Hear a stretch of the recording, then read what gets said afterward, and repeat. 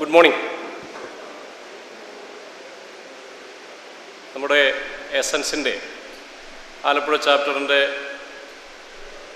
ഒരു ഫുൾ ഫ്ലഡ്ജിൽ നടക്കുന്ന ആദ്യത്തെ പരിപാടിയാണ്. ഏതായാലും ഈ പരിപാടിയിൽ എനിക്ക് അവസരം തന്ന എസൻസിൻ്റെ ഭാരവാഹികളോട് നന്ദി രേഖപ്പെടുത്തിക്കൊണ്ട് ഞാൻ വിഷയത്തിലേക്ക് കടക്കുകയാണ്.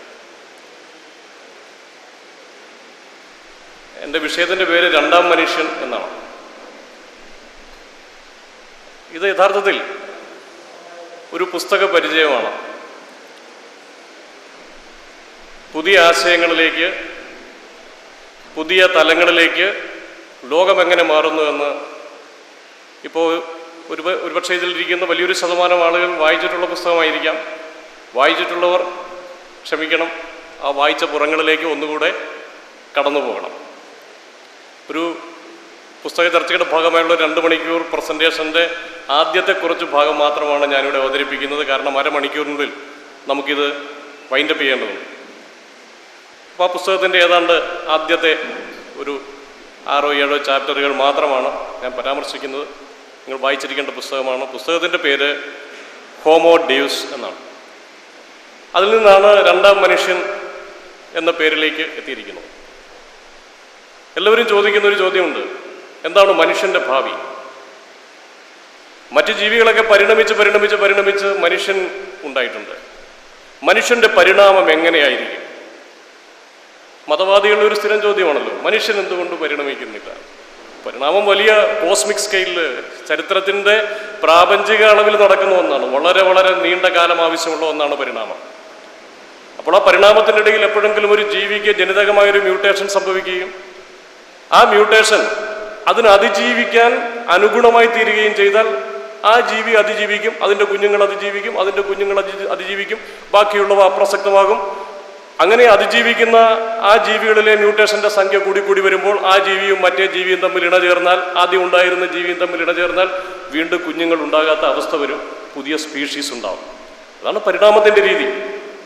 സ്പീഷീസുകൾ പുതുതായി ഉണ്ടാകുന്നത് അങ്ങനെയാണ്. പക്ഷേ മനുഷ്യൻ ഇനി അങ്ങനെ പരിണമിക്കുമോ? ഇനി അങ്ങനെ പരിണമിക്കാൻ മനുഷ്യന് സാധ്യതയുണ്ടോ? നമുക്കെല്ലാവർക്കും അറിയാം, ഇല്ല.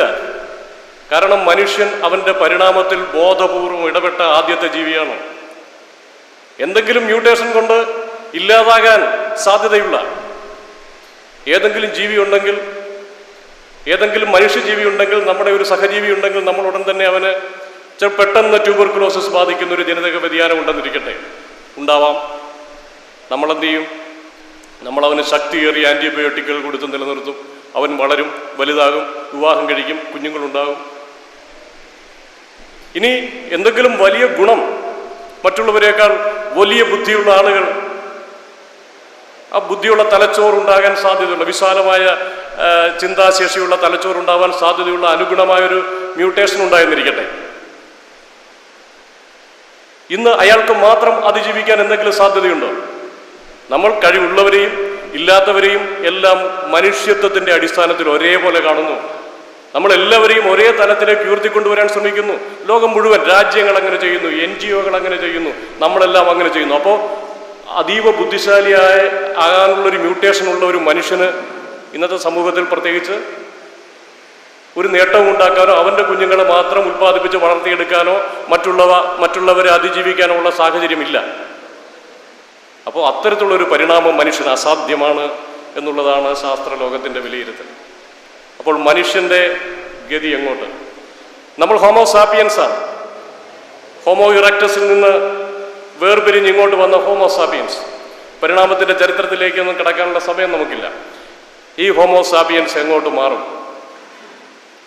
അതാണ് പ്രശസ്ത എഴുത്തുകാരൻ യുവാൽ നോവ ഹറാരി സാപ്പിയൻസ് എന്ന് പറയുന്നൊരു പുസ്തകം, A brief history of human kind, മനുഷ്യരുടെ ഒരു സംക്ഷിപ്ത ചരിത്രം എഴുതിയ അദ്ദേഹമാണ്. വളരെ അധികം വിൽക്കപ്പെട്ട, വായിക്കപ്പെട്ടൊരു പുസ്തകമാണ്. അദ്ദേഹത്തിൻ്റെ 2ാമത്തെ പുസ്തകമാണ്. നമ്മുടെ വിഷയം ഹോമോ ഡെയൂസ്. ഇതാണ് അദ്ദേഹത്തിൻ്റെ പുസ്തകം. ഇതാണ് ആള്, യുവാൽ നോവ ഹറാരി. ചരിത്രമാണ്, ചരിത്രവും നരവംശാസ്ത്രവുമാണ് അദ്ദേഹത്തിൻ്റെ ഇഷ്ട വിഷയങ്ങൾ. ഇപ്പോൾ ഹെരാരി പറയുന്നത്, അല്ലെങ്കിൽ നമുക്കൊക്കെ കൺസീവ് ചെയ്യാൻ സാധിക്കുന്നത്, നമുക്കൊക്കെ മനസ്സിലാക്കാൻ സാധിക്കുന്നത്, ലോകത്തിൻ്റെ ചരിത്രത്തിൽ ആദ്യമായി മനുഷ്യർ കൂടുതലായും മരിക്കുന്നത് ഭക്ഷണം കിട്ടാഞ്ഞിട്ടല്ല, കൂടുതൽ ഭക്ഷിക്കുന്നത് കൊണ്ടാണ്.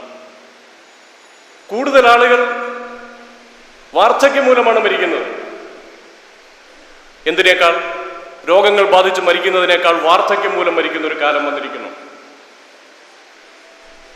യുദ്ധങ്ങളിൽ കൊല്ലപ്പെടുന്നതിനേക്കാൾ കൂടുതൽ ആളുകൾ ഇന്ന് ആത്മഹത്യ ചെയ്യുന്നു. എന്ന് പറഞ്ഞാൽ ആത്മഹത്യ കൂടിയെന്നല്ല അതിൻ്റെ അർത്ഥം.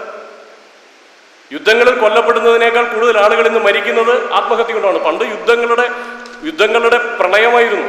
ആളുകൾ നിരന്തരം തെരുവുകളിൽ മരിച്ചു വീടുമായിരുന്നു. ഇപ്പോൾ അതില്ല. ഇതാണ് 21-ാം നൂറ്റാണ്ട്.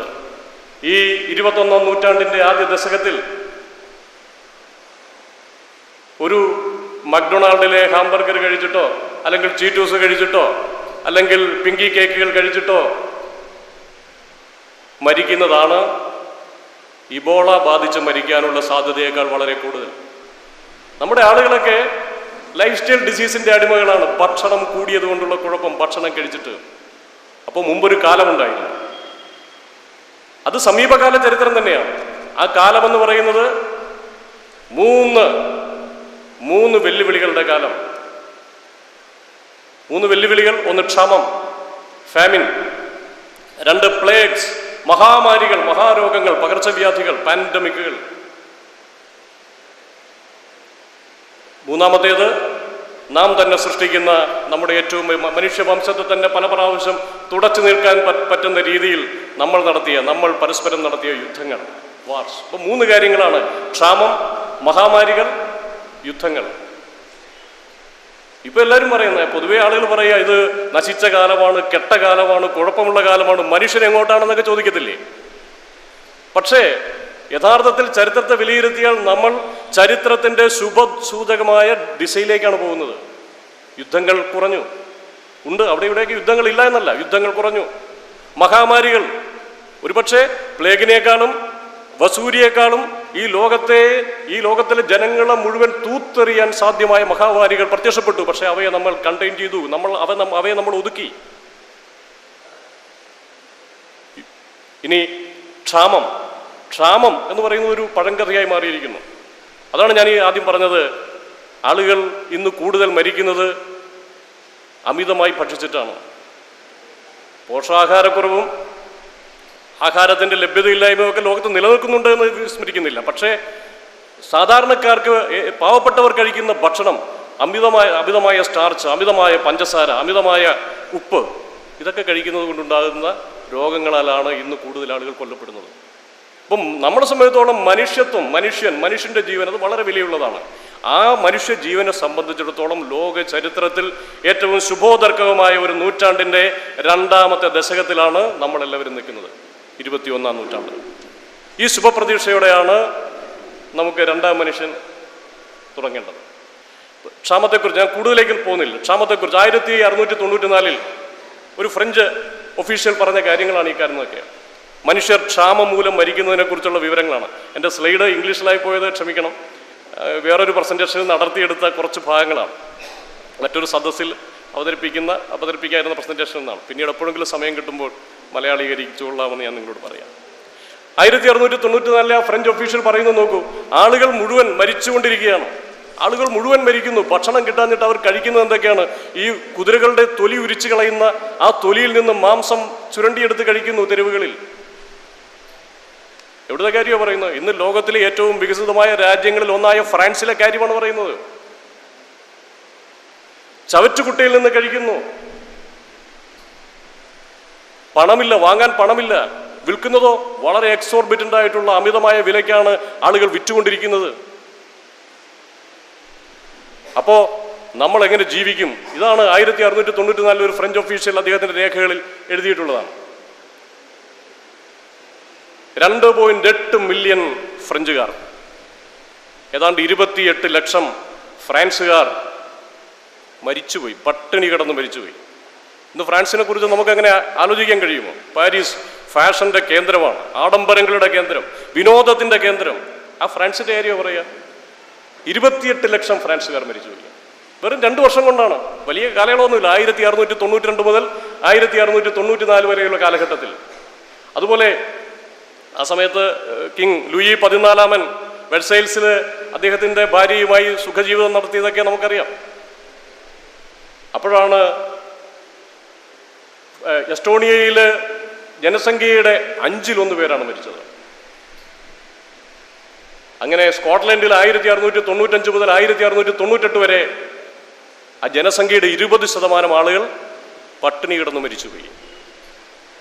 ഇന്ന് 2014 ഇത് അദ്ദേഹം പുസ്തകം എഴുതുന്ന സമയത്താണ് 2.1 ബില്യൺ ആളുകൾ. 1 ബില്യൺ എന്ന് പറഞ്ഞാൽ 100 കോടിയാണ്. 1 ബില്യൺ എന്ന് പറഞ്ഞാൽ 100 കോടിയാണ്. 210 കോടി മനുഷ്യർ ഈ ഭൂമിയിൽ ഓവർ വെയിറ്റ് ആണ്. അമിതഭാരം, ഒബിസിറ്റി. നമ്മളൊക്കെ ഒബീസ് അല്ലെന്ന് നമ്മൾ വിചാരിക്കും. മോറിസ് ഡോക്ടറോടൊക്കെ ചോദിച്ചാൽ മതി, നമ്മളെ ഒബീസാണ്.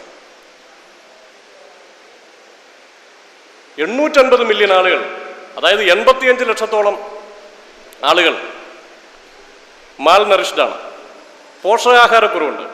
പക്ഷെ നോക്കൂ, 210 കോടി ആളുകൾ ഓവർ വെയിറ്റ് ആയിരിക്കുമ്പോഴാണ് 850 മില്യൺ, ക്ഷമിക്കണം, 8 കോടി 50 ലക്ഷം, 850 മില്യൺ ആണ്. 8 കോടി 50 ലക്ഷം ആളുകൾ മാൽ നറിഷ്ഡാണ്, പോഷകാഹാരക്കുറവ് അനുഭവിക്കുന്നു.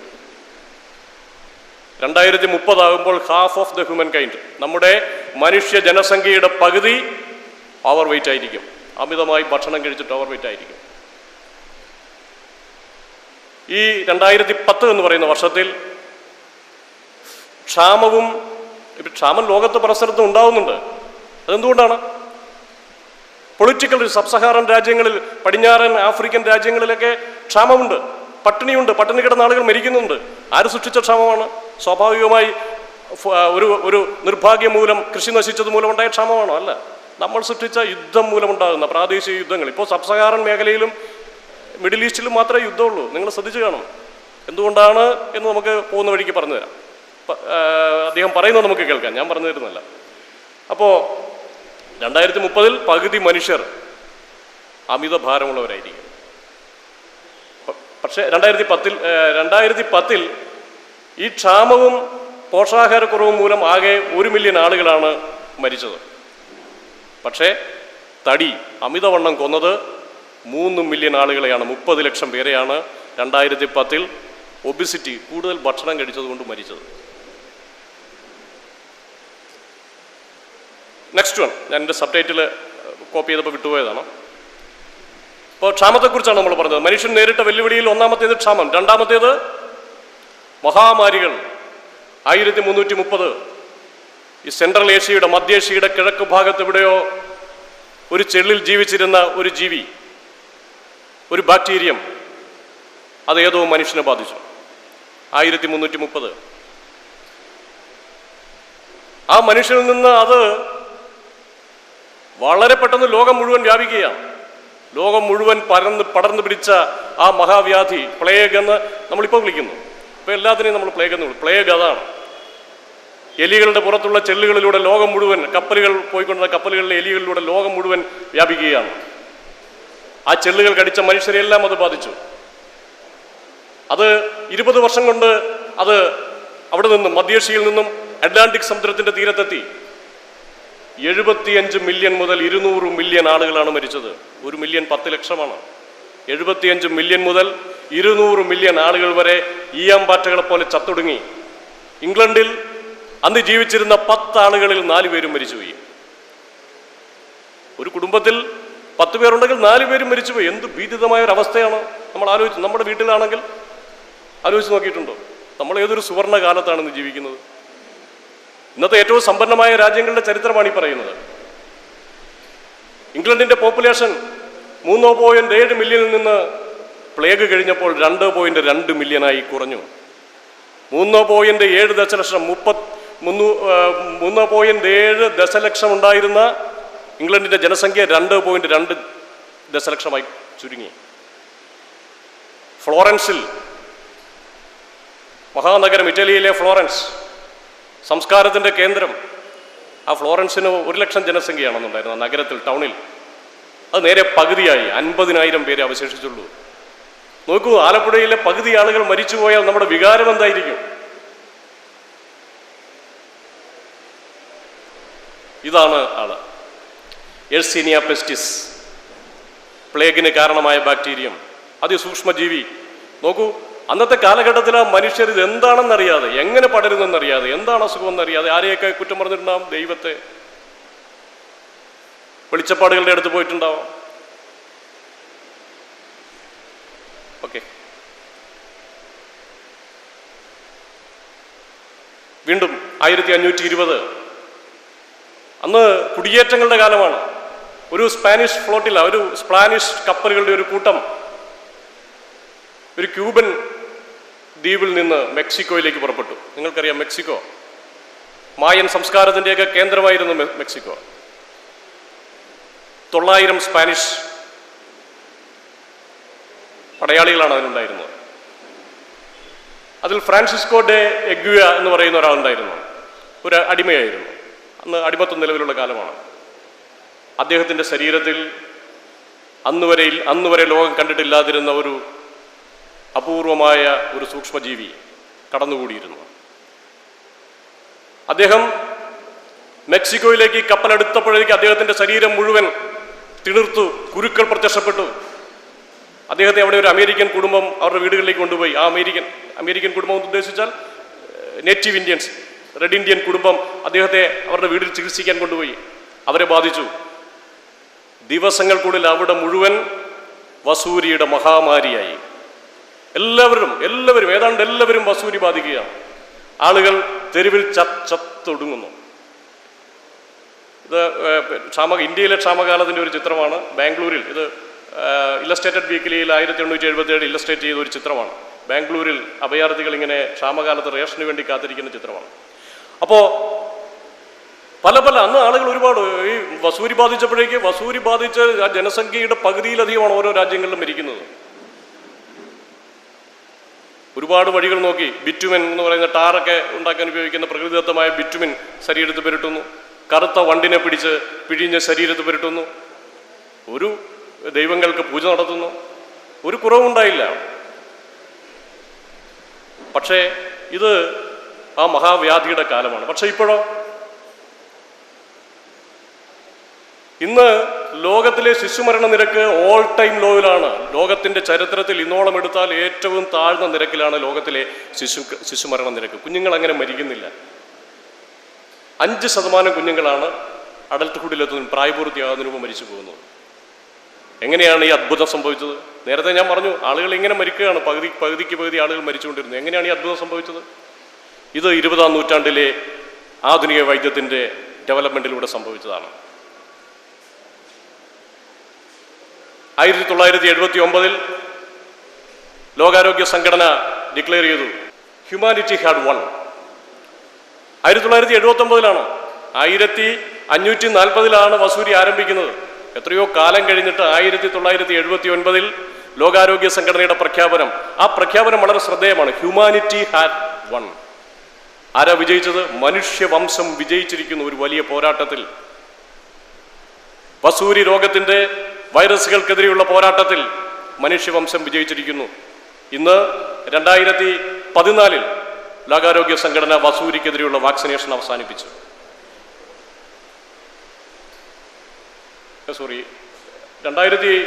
പല രാജ്യങ്ങളിലും പല സമയത്താണ്. 2014 1967 പോലും 15 ദശലക്ഷം ആളുകൾ 1967 പോലും 15 ദശലക്ഷം ആളുകൾ ഈ സ്മോൾ പോക്സ് അല്ലെങ്കിൽ വസൂരി പിടിപെട്ടിരുന്നു. 2 മില്യൺ അതിനകത്ത് മരിച്ചിട്ടുണ്ട്. പക്ഷേ ഇന്ന് 2014 ഈ പുസ്തകം എഴുതുന്ന സമയത്ത് ലോകത്ത് ഒരാളെ പോലും വസൂരിയുടെ രോഗാണുക്കൾ ബാധിച്ചിട്ടില്ല. ലോകാരോഗ്യ സംഘടന വസൂരിയുടെ വാക്സിനേഷൻ അവസാനിപ്പിച്ചിരിക്കുന്നു. അതായത് ലോകത്തിലെ ജനസംഖ്യയുടെ വലിയൊരു ഭാഗത്തെ കൊന്നൊടുക്കിയ ഒരു മഹാമാരിയെ നമ്മൾ അതിജീവിച്ചു കഴിഞ്ഞു. ഇന്ന് വാക്സിനേഷൻ പോലുമില്ല. ആ രോഗം ഒരാളെ പോലും ബാധിക്കുന്നില്ല.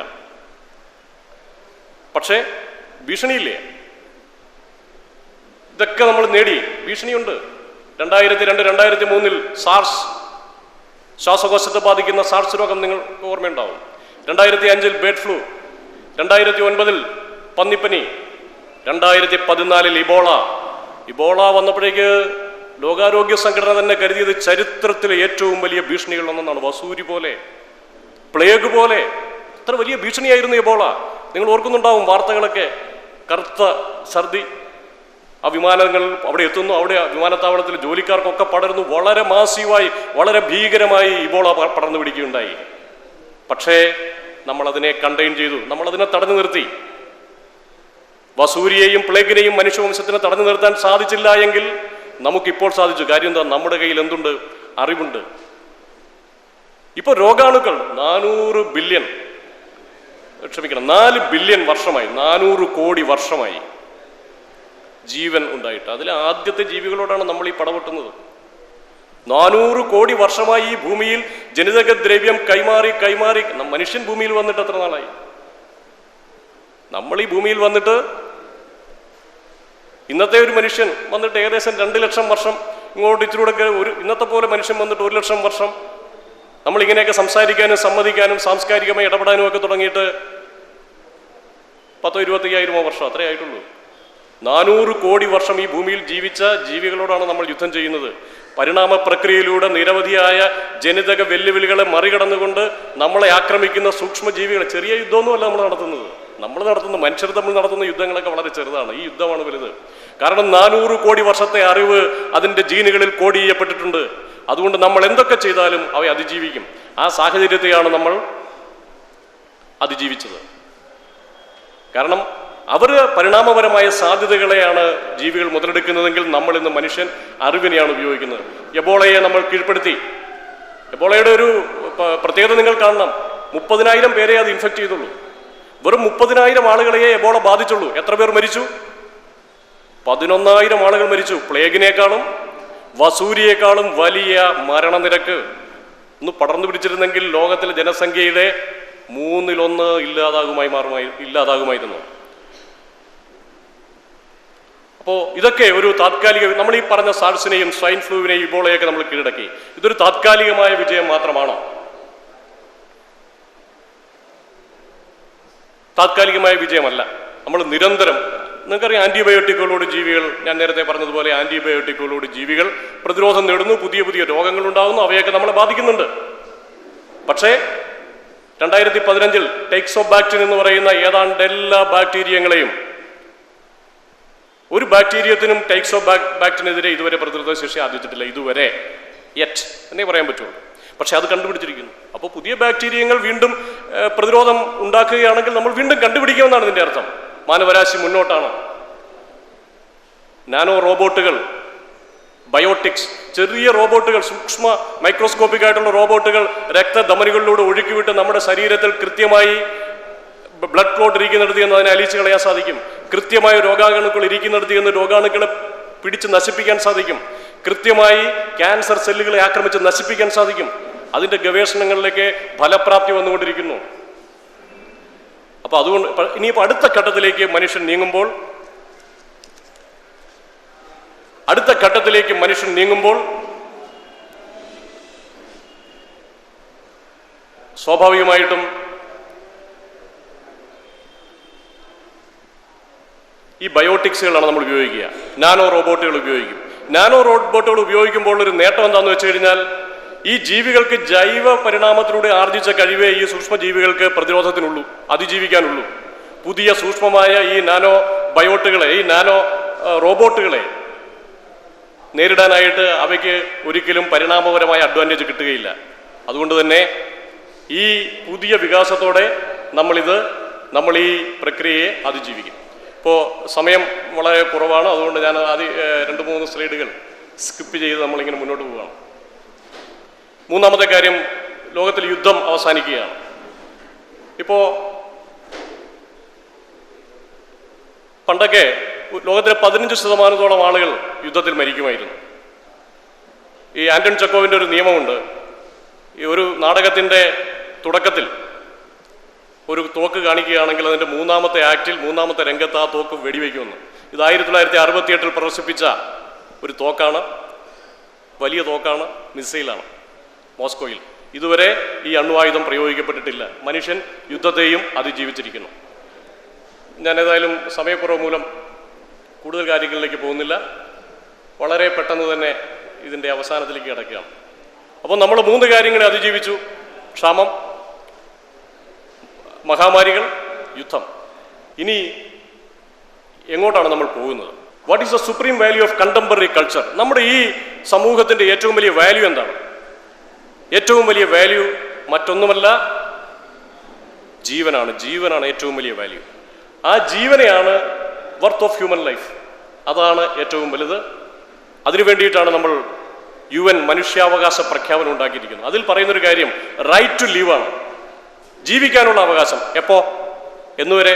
90 വയസ്സ് വരെ ജീവിക്കാനുള്ള അവകാശമാണോ? 90 വയസ്സ് വരെ ജീവിക്കാനുള്ള അവകാശമല്ല, 100 വയസ്സ് വരെ ജീവിക്കാനുള്ള അവകാശമല്ല, ജീവിക്കാനുള്ള അവകാശം, ജീവിക്കുന്നിടത്തോളം ജീവിക്കാനുള്ള അവകാശം. അതുകൊണ്ട് മനുഷ്യന്റെ അടുത്ത പടി ഡെത്ത് ഒരു രോഗമാണ്. നമുക്ക് ട്യൂബർക്കുലോസിസ് ഉണ്ടെന്ന് പറയുന്നത് പോലെ, നമുക്ക് ക്യാൻസർ ഉണ്ടെന്ന് ഒരു ഡോക്ടർ പറയുന്നത് പോലെ, മരണം ഒരു രോഗമാണ്.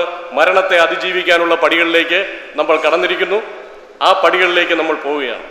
അതിന് നിങ്ങൾക്കറിയാമോ, ഗൂഗിളിന് കാലിക്കോ എന്ന് പറയുന്ന ഒരു ബ്രാഞ്ച് ഉണ്ട്. ഗൂഗിളിന് കാലിക്കോ എന്ന് പറയുന്ന ഗൂഗിൾ ഫൗണ്ടേഷന്റെ കാലിക്കോ എന്ന് പറയുന്ന മില്യൺ കണക്കിന് 2 ബില്യൺ പോർട്ട്ഫോളിയോ ഉള്ള ഗൂഗിളിന്റെ 36%, 2 ബില്യന്റെ 36% മരണത്തെ അതിജീവിക്കാനാണ് ഇൻവെസ്റ്റ് ചെയ്തിരിക്കുന്നത്. അപ്പോൾ അതിന് ബിൽ മാരിസ് അങ്ങനെയുള്ള ആളുകളൊക്കെയാണ് അതിനെ ഫണ്ട് ചെയ്യുന്നത്. വലിയ സമ്പന്നരാണ് ഇതിനെയൊക്കെ ഫണ്ട് ചെയ്യുന്നത്. അങ്ങനെ മരണം അതിജീവിക്കുക, മരണത്തെ അതിജീവിച്ചുകൊണ്ട് രണ്ടാമത്തത് സ്ഥിരമായി ജീവിച്ചിരുന്നാൽ എന്ത് വേണം? സ്ഥിരമായി ജീവിച്ചിരിക്കണമെങ്കിൽ നിരാശ ഒന്നും മരിച്ചു പോകരുത്, സന്തോഷം വേണം. സ്ഥിരമായ സന്തോഷം കിട്ടാൻ എന്ത് ചെയ്യണം? അതിലുള്ള ഗവേഷണങ്ങൾ നടന്നുകൊണ്ടിരിക്കുകയാണ്. വിശദമായി പറയാൻ എനിക്ക് സമയക്കുറവുണ്ട്.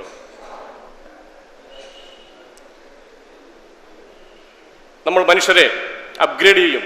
ബയോളജിക്കൽ എഞ്ചിനീയറിംഗ് വരെ അപ്ഗ്രേഡ് ചെയ്യും, സൈബോർഗ് എഞ്ചിനീയറിംഗ് വരെ അപ്ഗ്രേഡ് ചെയ്യും. ഇപ്പം നമുക്ക് മനസ്സുകൊണ്ട് നിയന്ത്രിക്കാവുന്ന യന്ത്രങ്ങളൊക്കെ ഉണ്ട്, ഇപ്പോൾ തന്നെ ഉണ്ട്. ഹെൽമെറ്റുകളുണ്ട്, സ്വിച്ച് ഇടുന്നു. ഒരു വലത് കൈ പൊക്കുന്നതായിട്ട് വിചാരിച്ചാൽ നിങ്ങളുടെ ഫാൻ ഓൺ ചെയ്യും, ഇടത് കൈ പൊക്കുന്നതായിട്ട് വിചാരിച്ചാൽ നിങ്ങളുടെ വാഷിംഗ് മെഷീൻ ഓൺ ആയിക്കോളും. അപ്പോൾ തലച്ചോറ് കൊണ്ട് നിയന്ത്രിക്കാൻ നമുക്ക് സാധിക്കുന്നു. നമ്മുടെ അവയവങ്ങളെ ശരീരത്തിൻ്റെ പുറത്തേക്ക് എക്സ്റ്റെൻഡ് ചെയ്യാൻ നമുക്ക് സാധിക്കുന്നു. നമ്മുടെ തലച്ചോറ് ഇവിടെയും കൈ ബ്രിട്ടനിലുമായിട്ട് ഇപ്പോൾ സാധിക്കുന്നു. ഡോക്ടർമാർക്ക് വേണമെങ്കിൽ ഒരടുത്ത സമീപ ഭാവിയിൽ ഓപ്പറേഷൻസ് അങ്ങനെ നടത്തുവാൻ സാധിക്കും. അപ്പോൾ അങ്ങനെ നമുക്ക് മുന്നോട്ട് പോകുവാൻ സാധിക്കും. ബയോളജിക്കൽ എഞ്ചിനീയറിംഗ് വഴി സൈബോർഗ് എന്ന് പറയുന്നത് മനുഷ്യൻ്റെ ശരീരവും റോബോട്ടിക് ഭാഗങ്ങളും ഒരുമിച്ച് ചേർത്ത് ഉള്ള മനുഷ്യരായിരിക്കും ഭാവിയിൽ വരാൻ പോകുന്നത്. അതുപോലെ നോൺ ഓർഗാനിക് ആയിട്ടുള്ള ജീവികളെ നമുക്ക് ഇതിപ്പോൾ നോക്കൂ, അസിമോ എന്ന് പറയുന്ന റോബോട്ടിനെ ഒരു മനുഷ്യൻ വെറും ചിന്ത കൊണ്ട് കൺട്രോൾ ചെയ്യുന്നതാണ് കാണുന്നത്. അസിമോ എന്ന് പറയുന്ന ഹോണ്ടയുടെ റോബോട്ട് ഉണ്ടല്ലോ, യന്ത്രമനുഷ്യൻ. ആ യന്ത്രമനുഷ്യനെ അയാൾ ചിന്തിക്കുന്നതനുസരിച്ച് ഇത് പ്രവർത്തിക്കുകയാണ്. നമ്മുടെ തലച്ചോറിന് പുറത്തേക്ക് നമുക്ക് എക്സ്റ്റെൻഡ് ചെയ്യാൻ സാധിച്ചിരിക്കുന്നു. 4 ബില്യൺ വർഷത്തെ വണ്ടറിങ്ങിന് ശേഷം 4 ബില്യൺ വർഷത്തെ 400 കോടി വർഷത്തെ ജീവസമൂഹത്തിലെ ജീവിതത്തിന് ശേഷം ജീവിവർഗം അടുത്ത ഘട്ടത്തിലേക്ക് കടക്കുകയാണ്. ഇതുവരെ ജീനുകൾ വഴി കൈമാറിയിരുന്ന ജനിതക പരമ്പര 400 കോടി വർഷം മുമ്പുണ്ടായി നമുക്ക് പകർന്നു കിട്ടിയ ജീവന്റെ പരമ്പര അവസാനിച്ച് ജീനുകൾ വഴി അല്ലാതെ അടുത്ത ഘട്ടത്തിലേക്ക്, യാന്ത്രികതയുടെ ഘട്ടത്തിലേക്ക് മനുഷ്യൻ കടക്കുകയാണ്. അതാണ് മനുഷ്യന്റെ ഭാവി. അപ്പോൾ ഇത്രയുമാണ്. എനിക്ക് സമയക്കുറവ് മൂലമാണ് അത് കംപ്ലീറ്റ് ചെയ്യാൻ സാധിക്കാതിരുന്നത്. ഏതായാലും ഭാവി മനുഷ്യൻ ഇതാണ്. ആ മനുഷ്യന് പുതിയൊരു സ്പീഷീസ് ആണോ എന്ന് ചോദിച്ചാൽ അല്ല. മനുഷ്യനും യന്ത്രവൽക്കരണവും ബയോട്ടിക്സും ജനറ്റിക് എഞ്ചിനീയറിംഗും എല്ലാം ചേർന്ന അതിവിശേഷപ്പെട്ട ഒരു ജീവി. ആ ജീവിയെ നമുക്ക് രണ്ടാം മനുഷ്യനെന്ന് വിളിക്കാം. നമ്മൾ ഹോമോസാപ്പിയൻസ് ആണെങ്കിൽ ആ ജീവി ഹോമോ ഡെയൂസ് എന്നറിയപ്പെടും. ഒരുപക്ഷെ ഇദ്ദേഹം എഴുതിയ പുസ്തകം, ആ പുസ്തകത്തിൻ്റെ ടൈറ്റിൽ ആ ജീവിയുടെ ശാസ്ത്രീയ നാമമായി സ്വീകരിച്ചെന്ന് വരാം. അദ്ദേഹം മുന്നോട്ട് വെച്ച ആ ആശയങ്ങൾ നിങ്ങളുടെ മുന്നിൽ അവതരിപ്പിച്ചുകൊണ്ട് വായിച്ചിട്ടുള്ള ധാരാളം പേര് ഇവിടെയുണ്ട്. യുവാൻ നോഹ ഹെരാരിയുടെ സാപ്പിയൻസ് ആയാലും ഹോമോ ഡെയൂസ് ആയാലും വാങ്ങണം, വായിക്കണം. കോപ്പി ലെഫ്റ്റാണ്, ഫ്രീ ആണ്, ഇൻ്റർനെറ്റ് വഴി ഫ്രീ ആയിട്ട് കിട്ടും. കോപ്പി ലെഫ്റ്റ് ആയിട്ടുള്ള ബുക്കാണ്. പുതിയ ആശയങ്ങളുടെ ലോകത്തേക്കും ഭാവി മനുഷ്യരെങ്ങനെയായിരിക്കും, സന്തോഷത്തിൻ്റെയും സമൃദ്ധിയുടെയും ഭാവി കാലത്തിലേക്കും നമുക്ക് യാത്ര ചെയ്യാം എന്ന് മാത്രം പറഞ്ഞുകൊണ്ട് ഞാൻ എൻ്റെ വാക്കുകൾ അവസാനിപ്പിക്കുന്നു.